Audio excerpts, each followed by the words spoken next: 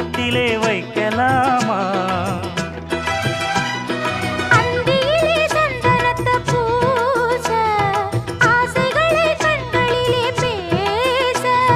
சேலையிலே நீ விசிறி வீச, காலையிலே பார்த்த கண்ணு கூச.